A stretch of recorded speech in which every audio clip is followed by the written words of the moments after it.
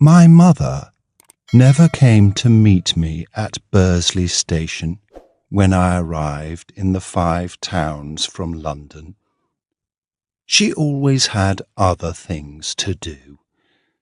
She was getting ready for me, so I always walked alone up Trafalgar Road, between the factories and past the football field.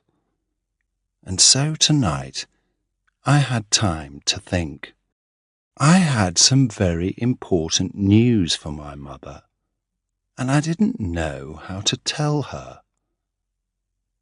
I wrote to my mother every week to tell her what I was doing. She knew the names of all my friends. I often wrote about Agnes and her family. But it's difficult to write in a letter. I think Agnes likes me. I'm in love with her. I'm sure she likes me. I think she loves me. I'm going to ask her to marry me. You can't do that. Well, I couldn't do it. And on the 20th of December, I asked Agnes to marry me, and Agnes said yes. But my mother didn't know anything about it, and now, on the 22nd of December, I was coming to spend Christmas with my mother. My mother was a widow. I was her only son, and now I was engaged, and she didn't know. I was afraid she was going to be a little unhappy, and I was ready for a difficult evening. I walked up to the front door, but before I put my hand up to ring, the door opened, and there was my mother. She put her arms around me. "Well, Philip, how are you?" And I said, "Oh, I'm all right, Mother. How are you?" She smiled at me. She looked excited and younger than her 45 years. There was something strange in her smile. I thought, she knows I'm going to get married. How does she know? But I said nothing. You have to be careful with mothers. I'll tell her at supper, I decided. I went upstairs to my bedroom. When I came down, my mother was busy in the kitchen. I went into the dining room, and here I had a surprise. There were 3 chairs around the table, and 3 plates and 3 glasses. So Agnes was coming. I didn't know how my mother knew, but she did know. She and my wonderful Agnes were planning a surprise for me. Agnes was coming to Bursley for Christmas. There was a ring at the door. It's Agnes, I thought, and running to the door, I opened it. It was Mr. Nixon. Mr. Nixon was an old friend of the family. He was a large, strong man of about 49 or 50. He was very helpful to my mother after my father's death. "Good evening, young man," he said. "It's good to see you back in Bursley. Mr. Nixon has come for supper, Philip," said my mother. Mr. Nixon often came to supper during my visits to Bursley, but never on the first night. I liked him, but I wasn't very happy to see him tonight because I wanted to talk to my mother. I couldn't talk to her about Agnes with Mr. Nixon sitting at the table. We started our supper. We talked about this and that, but nobody ate very much.